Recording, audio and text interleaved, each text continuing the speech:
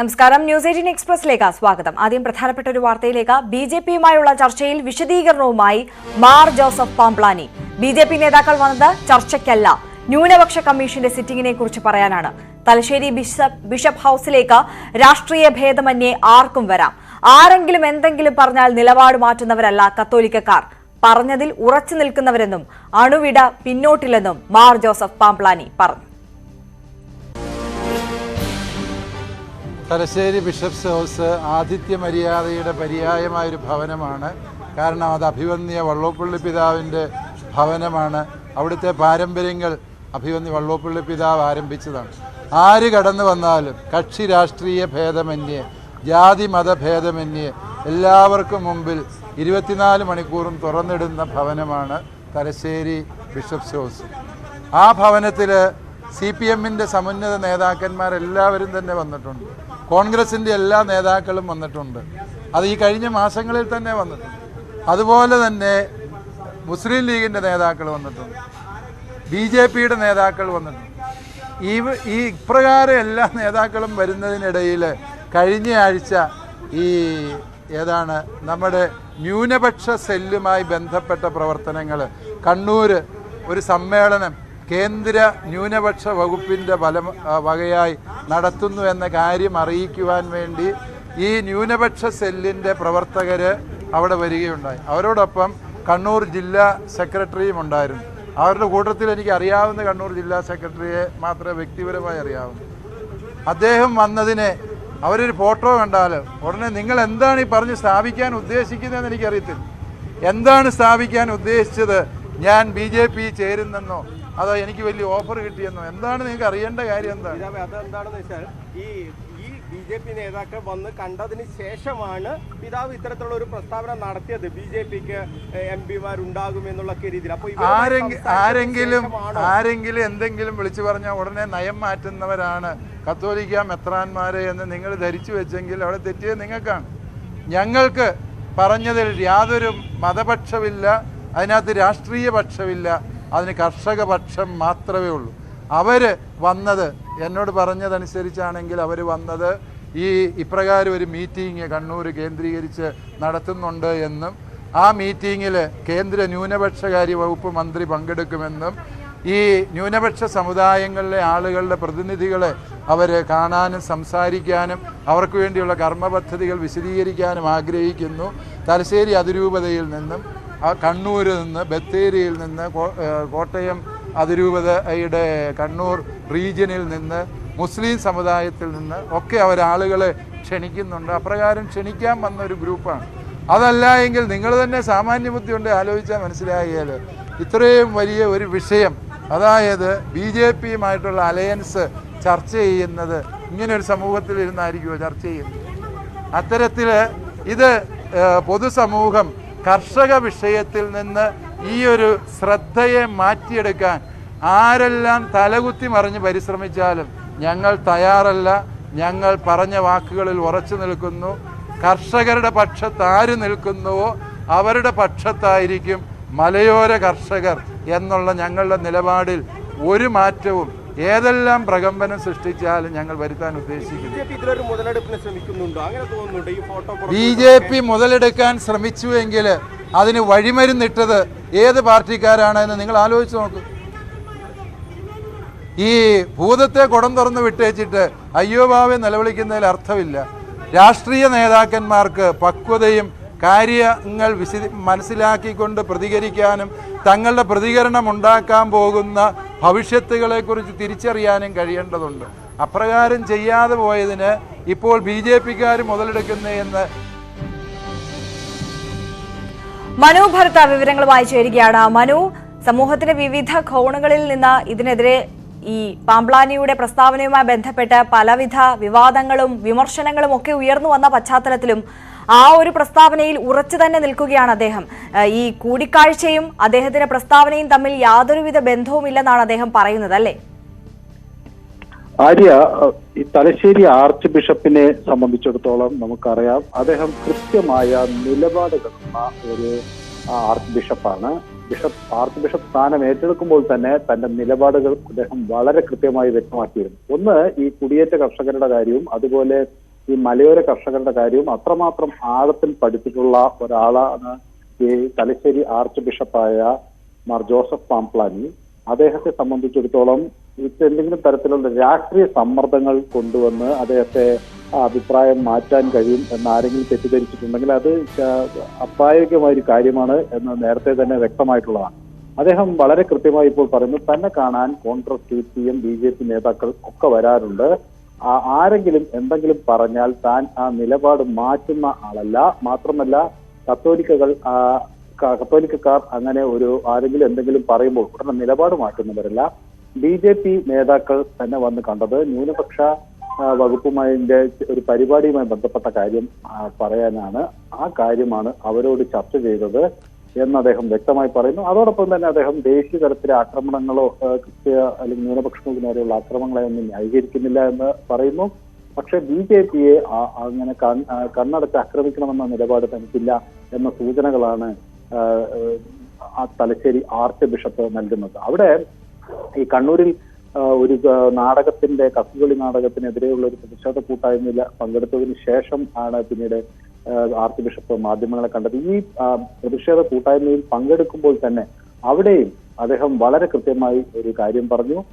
തങ്ങൾക്ക് ഒരു പക്ഷം മാത്രമേ ഉള്ളൂ, അത് കർഷക പക്ഷമാണ്. അതിനെ രാഷ്ട്രീയത്തിന്റെ പുകമറയിലേക്ക് കൊണ്ടുപോകാൻ ആര് ശ്രമിച്ചാൽ അത് വിജയിക്കില്ല എന്ന് ആർച്ച് ബിഷപ്പ് വളരെ വ്യക്തമായിട്ട് പറഞ്ഞു. കർഷകരുടെ ശബ്ദം അത് ഏതെങ്കിലും രാഷ്ട്രീയ ബാന്ധവമാക്കി മാറ്റുന്നത് ശരിയല്ല. കർഷകരുടെ ശബ്ദം അവരുടെ ആവശ്യങ്ങളെ മുൻനിർത്തിയാണ്. അതുകൊണ്ട് തന്നെ താൻ പറഞ്ഞ കാര്യങ്ങളിൽ നിന്ന് ആണുമിട പുറകോട്ട് പോകില്ല എന്നാണ് ആർച്ച് ബിഷപ്പ് വ്യക്തമാക്കുന്നത്. അപ്പോൾ ഇത് കൃത്യമായ ഒരു സൂചനയാണ്. കർഷകരുടെ പ്രശ്നങ്ങൾ അവഗണിച്ചുകൊണ്ട് രാഷ്ട്രീയ പാർട്ടികൾക്ക് ഇനി പ്രത്യേകിച്ച് മലയോര കർഷകരുടെ പ്രശ്നങ്ങൾ അവഗണിച്ചുകൊണ്ട് രാഷ്ട്രീയ പാർട്ടികൾക്ക് മുന്നോട്ട് പോകാനാവില്ല. അത് കൃത്യമായി അവർ ആ വിഷയം ഉയർത്തിക്കൊണ്ടുവരുന്നു എന്നതാണ് നമുക്ക് ബിഷപ്പിന്റെ ഈ വാക്കുകളിൽ നിന്ന് വ്യക്തമാണ്. ശരി, മനു ഭരത്താണ് വിവരങ്ങൾ നൽകിയത്. പ്രസ്താവനയിൽ ഉറച്ചു നിൽക്കുന്നതായും രാഷ്ട്രീയ പക്ഷമല്ല കർഷക പക്ഷം മാത്രമേ ഉള്ളൂ എന്നും ബിഷപ്പ് പാംപ്ലാനി വ്യക്തമാക്കിയിരിക്കുന്നു.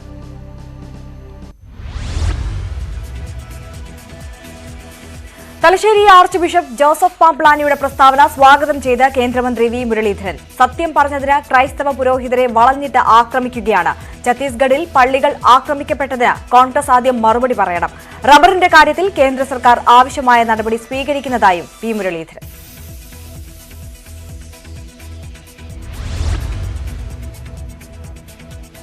BJP അനുകൂല പ്രസ്താവനയ്ക്ക് മുൻപ് Thalassery archbishop Mar Joseph പാംപ്ലാനിയുമായി BJP നേതാക്കൾ കൂടിക്കാഴ്ച നടത്തി. തലശ്ശേരി ബിഷപ്പ് ഹൌസിൽ കഴിഞ്ഞ ചൊവ്വാഴ്ചയായിരുന്നു കണ്ണൂർ ജില്ലാ പ്രസിഡന്റ് N. ഹരിദാസ് ഉൾപ്പെടെയുള്ള നേതാക്കൾ ആർച്ച് ബിഷപ്പുമായി കൂടിക്കാഴ്ച നടത്തിയത്. ഇതിന് പിന്നാലെയാണ് റബ്ബർ വില 300 രൂപയാക്കിയാൽ തെരഞ്ഞെടുപ്പിൽ BJPയെ സഹായിക്കാമെന്നുള്ള ആർച്ച് ബിഷപ്പിന്റെ പ്രസംഗം.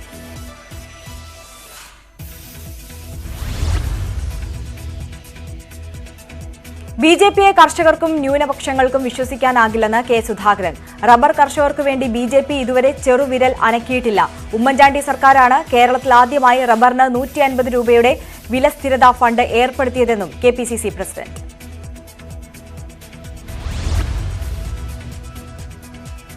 Thalassery archbishop Mar Joseph പാംപ്ലാനിയുടെ BJP അനുകൂല നിലപാട് തള്ളി CPM. ആർച്ച് ബിഷപ്പ് പറഞ്ഞത് ക്രൈസ്തവ ന്യൂനപക്ഷങ്ങളുടെ ആകെ അഭിപ്രായമല്ല, ഒരാളുടെ അഭിപ്രായം മാത്രമാണെന്നും CPM സംസ്ഥാന സെക്രട്ടറി MV ഗോവിന്ദൻ.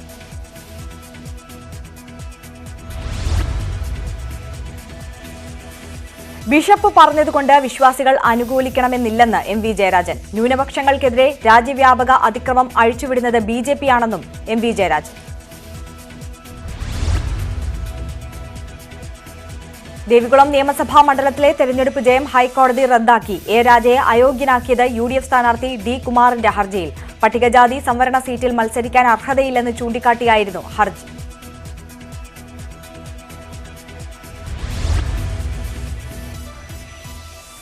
A. രാജ സംവരണത്തിന് യോഗ്യനാണെന്നും നാളെ തന്നെ സുപ്രീംകോടതിയിൽ അപ്പീൽ നൽകുമെന്നും CPM ഇടുക്കി ജില്ലാ സെക്രട്ടറി CV വർഗീസ്. കോൺഗ്രസ് ആരോപണം ജനങ്ങൾ തള്ളിയതാണ്. പട്ടികജാതി സമൂഹത്തെ വഞ്ചിക്കുകയാണ് CPM ചെയ്തതെന്ന VD സതീശന്റെ പരാമർശം മറുപടി അർഹിക്കുന്നില്ലെന്നും CV വർഗീസ്. ദേവികുളം തെരഞ്ഞെടുപ്പ് റദ്ദാക്കിയ വിധിയിലെ നിയമപരമായ കാര്യങ്ങൾ പരിശോധിക്കുമെന്ന് MV ഗോവിന്ദൻ. അസംബ്ലി തെരഞ്ഞെടുപ്പിൽ നിയമപരമായ യുദ്ധത്തിലാണിപ്പോൾ. അതിനാൽ കൂടുതൽ കാര്യങ്ങൾ ഇപ്പോൾ പറയുന്നില്ലെന്നും MV ഗോവിന്ദൻ. ദേവികുളം തെരഞ്ഞെടുപ്പ് റദ്ദാക്കിയ കോടതി വിധിയിൽ പ്രതികരിച്ച വി ഡി സതീശൻ. ഉപതെരഞ്ഞെടുപ്പ് വന്നാൽ UDF മിന്നും ജയം നേടുമെന്ന് പ്രതിപക്ഷ നേതാവ്. വഴിക്കാംകുന്ന് സെന്റ് സെബാസ്റ്റ്യൻസ് പള്ളിയിൽ വിശുദ്ധ ഔസേ പിതാവിന്റെ തിരുനാൾ നടന്നു. വികാരി ഫാദർ മാത്യു തച്ചിലിന്റെ കാർമ്മികത്വത്തിൽ ആയിരുന്നു ചടങ്ങുകൾ. കുർബാനയ്ക്ക് ശേഷം നടന്ന ഊട്ടുനേർച്ചയിൽ ആയിരക്കണക്കിന് വിശ്വാസികൾ പങ്കെടുത്തു.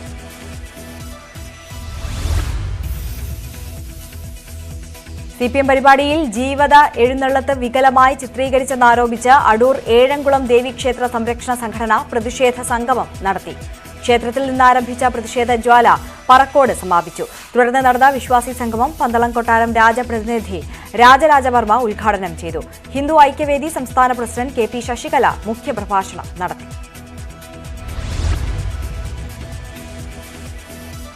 ഏകീകൃത സിവിൽ കോഡ് നടപ്പാക്കേണ്ട സമയം ഇപ്പോൾ രാജ്യത്ത് അല്ലെന്ന് MV ഗോവിന്ദൻ. അതിനുള്ള സമയമായിട്ടില്ല. മുസ്ലിം സ്വത്തവകാശ നിയമത്തിൽ പരിഷ്കാരങ്ങൾ കൊണ്ടുവരാനുള്ള നീക്കങ്ങളും ശ്രമങ്ങളും ഉണ്ടാകേണ്ടത് അവരിൽ നിന്ന് തന്നെയാണെന്നും CPM സംസ്ഥാന സെക്രട്ടറി. കോഴിക്കോട് മെഡിക്കൽ കോളേജിൽ ശസ്ത്രക്രിയ കഴിഞ്ഞ യുവതിയെ പീഡിപ്പിച്ചയാൾ പിടിയിൽ. മെഡിക്കൽ കോളേജ് ആശുപത്രി അറ്റൻഡർ ശശീന്ദ്രൻ മയ്യന്നൂരാണ് പിടിയിലായത്. സ്ത്രീകളുടെ സർജിക്കൽ ICUവിൽ വെച്ച് പീഡനത്തിനിരയാക്കിയെന്നാണ് പരാതി. ജീവനക്കാരനെ അന്വേഷണ വിധേയമായി മെഡിക്കൽ കോളേജിൽ നിന്ന് സസ്പെൻഡ് ചെയ്തു.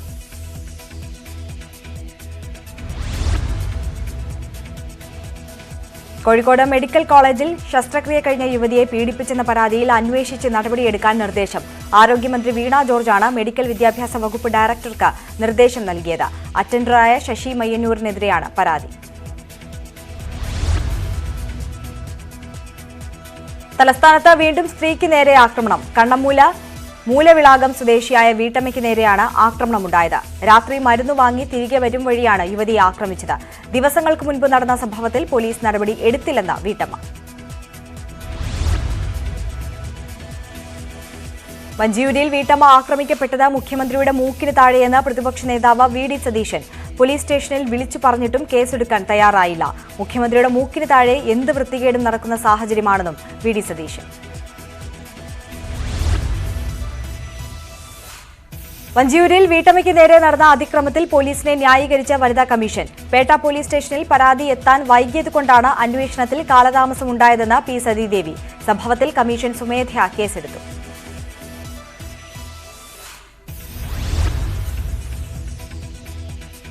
പാറ്റൂരിലെ സ്ത്രീക്ക് നേരെയുള്ള ആക്രമണം പരാതി കൈകാര്യം ചെയ്യുന്നതിൽ പേട്ട പോലീസിന് വീഴ്ചയെന്ന് പ്രാഥമിക റിപ്പോർട്ട്. പരാതി മുതിർന്ന ഉദ്യോഗസ്ഥരെ യഥാസമയം അറിയിച്ചില്ല. കൃത്യനിർവഹണത്തിൽ ഉദ്യോഗസ്ഥർ ജാഗ്രത കാണിച്ചില്ലെന്നും സ്പെഷ്യൽ ബ്രാഞ്ച് റിപ്പോർട്ട്. വീഴ്ച വരുത്തിയ ഉദ്യോഗസ്ഥർക്കെതിരെ നടപടി.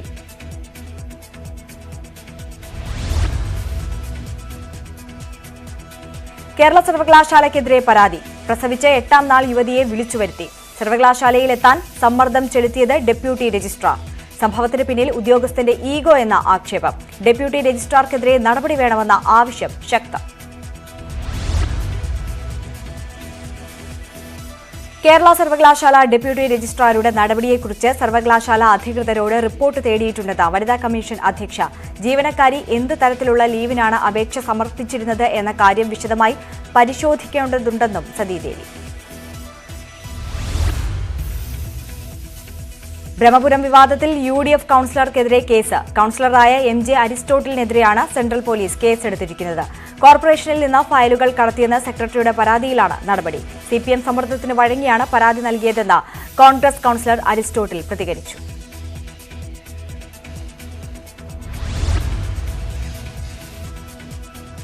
കൊച്ചി കോർപ്പറേഷൻ സംഘടിപ്പിച്ച വികസന സെമിനാർ ബഹിഷ്കരിച്ച പ്രതിപക്ഷം. ബ്രഹ്മപുരം മാലിന്യ കരാറുമായി ബന്ധപ്പെട്ട അഴിമതി ആരോപണ വിധേയനായ മേയർ പങ്കെടുക്കുന്ന പരിപാടികളോട് സഹകരിക്കാൻ കഴിയില്ലെന്ന് പ്രതിപക്ഷം വ്യക്തമാക്കി.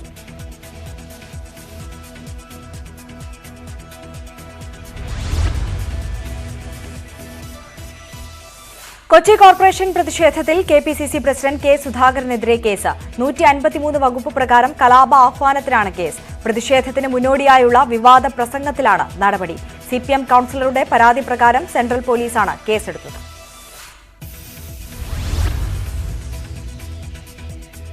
ബ്രഹ്മപുരം തീപിടുത്തത്തിൽ ദേശീയ ഹരിത ട്രിബ്യൂണൽ വിധിക്കെതിരെ അപ്പീൽ നൽകുന്ന കാര്യം സർക്കാരുമായി ആലോചിച്ച് തീരുമാനിക്കുമെന്ന് മേയർ M അനിൽകുമാർ.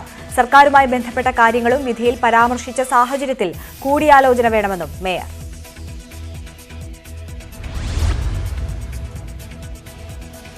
ബ്രഹ്മപുരം തീപിടുത്തത്തിൽ 2 ദിവസത്തിനകം അന്വേഷണ റിപ്പോർട്ട് സമർപ്പിക്കുമെന്ന് city police commissioner K Sethuraman.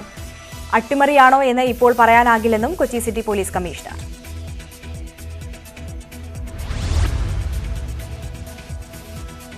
വിവാദ വ്യവസായി ഫാരിസ് അബൂബക്കറിന്റെ വീടുകളിലും ഓഫീസുകളിലും ആദായ നികുതി വകുപ്പിന്റെ റെയ്ഡ്. കൊച്ചി, കോഴിക്കോട്, ചെന്നൈ എന്നിവിടങ്ങളിൽ ഒരേ സമയമായിരുന്നു പരിശോധന.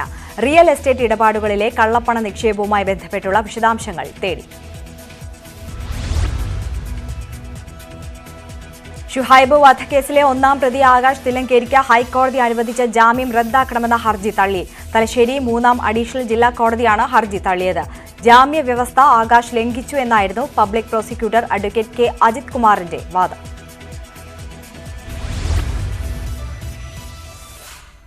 ഇടുക്കിയിലെ ചിന്നക്കനാൽ, ശാന്തൻപാറ പഞ്ചായത്തുകളിൽ ഭീതി വിതയ്ക്കുന്ന അരിക്കൊമ്പനെ പിടികൂടാൻ കുങ്കിയാന എത്തി. വിക്രം എന്ന കുങ്കിയാനയാണ് ആദ്യം എത്തിയത്. വരും ദിവസങ്ങളിലായി മറ്റ് 3 കുങ്കിയാനകളും ദൌത്യസംഘവും ഇടുക്കിയിലെത്തും.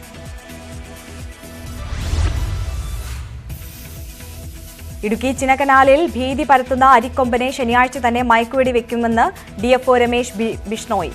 മുഴുവൻ സംഘങ്ങളും എത്തിയ ശേഷം 24 മോക്ക് ഡ്രിൽ നടത്തും.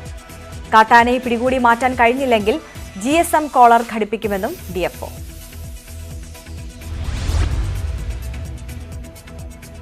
ഇടുക്കി പുഷ്പഗിരിയിൽ സ്കൂട്ടർ യാത്രക്കാരന് നേരെ പാഞ്ഞെടുത്ത് കടുവകൾ. സ്കൂട്ടർ യാത്രക്കാരൻ മോബിന് നേരെയാണ് കടുവകൾ പാഞ്ഞെടുത്തത്. നാട്ടുകാരും വനംവകുപ്പ് ഉദ്യോഗസ്ഥരും തെരച്ചിൽ നടത്തിയെങ്കിലും കടുവകളെ കണ്ടെത്താനായില്ല. തിരുവനന്തപുരം അമരവിള എക്സൈസ് ചെക്ക് പോസ്റ്റിൽ പുഴുവരിച്ച മത്സ്യം പിടികൂടി. തമിഴ്നാട് മുട്ടത്ത് നിന്ന് ആലുവയിലേക്ക് കൊണ്ടുപോകുന്ന 2 കണ്ടെയ്നർ മീനാണ് അമരവിള എക്സൈസ് പിടിച്ചത്. ഫുഡ് ആൻഡ് സേഫ്റ്റി പരിശോധന നടത്തിയതിനു ശേഷം വാഹനം തമിഴ്നാട്ടിലേക്ക് തിരികെ വിട്ടു.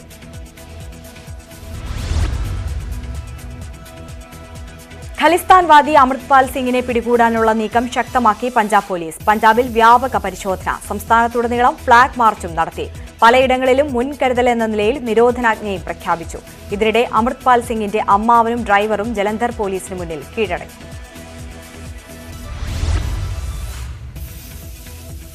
അമൃത്പാൽ സിംഗിനെ പഞ്ചാബ് പോലീസ് അനധികൃതമായി രഹസ്യ കേന്ദ്രത്തിൽ തടവിലാക്കിയിരിക്കുകയാണെന്ന ഹർജിയിൽ ചണ്ഡീഗഡ് ഹൈക്കോടതി പോലീസിന് നോട്ടീസ് നൽകി. നോട്ടീസിന് മറുപടി നൽകാനുള്ള സമയം നാളെയാണ്. കഴിഞ്ഞ ദിവസം ജലന്ധറിൽ നിന്നുള്ള യാത്രയ്ക്കിടെ അമൃത്പാൽ സിംഗിന്റെ വാഹനവ്യൂഹം പോലീസ് വളഞ്ഞെങ്കിലും അമൃത്പാൽ സിംഗ് രക്ഷപ്പെടുകയായിരുന്നു.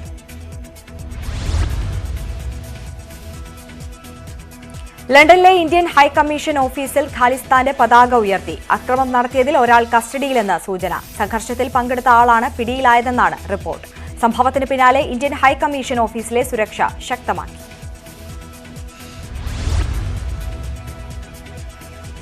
മദ്യനയ കേസിൽ ഡൽഹി മുൻ ഉപമുഖ്യമന്ത്രി മനീഷ് സിസോദിയയുടെ ജുഡീഷ്യൽ കസ്റ്റഡി കാലാവധി നീട്ടി. CBI രജിസ്റ്റർ ചെയ്ത കേസിൽ ഏപ്രിൽ 3 വരെയാണ് കസ്റ്റഡി നീട്ടി നൽകിയത്. ഡൽഹി റോസ് അവന്യൂ കോടതിയുടേതാണ് നടപടി. മദ്യനയത്തിലെ മറ്റൊരു കേസിൽ നിലവിൽ EDയുടെ കസ്റ്റഡിയിലാണ് മനീഷ് സിസോദിയ.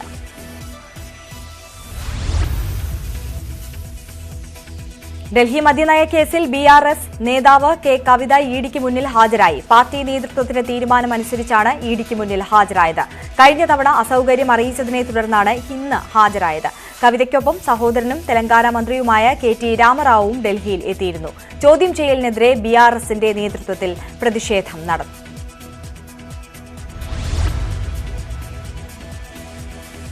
ഭരണ പ്രതിപക്ഷ ബഹളത്തെ തുടർന്ന് പാർലമെന്റ് ഇന്നും പ്രക്ഷുബ്ധം. അദാനി വിഷയത്തിൽ JPC അന്വേഷണം ആവശ്യപ്പെട്ടായിരുന്നു ഇരുസഭകളിലും പ്രതിപക്ഷ പ്രതിഷേധം നടന്നത്. ലണ്ടൻ പ്രസംഗത്തിൽ രാഹുൽ ഗാന്ധി മാപ്പ് പറയണമെന്ന ആവശ്യം ഭരണപക്ഷവും ഉന്നയിച്ചു.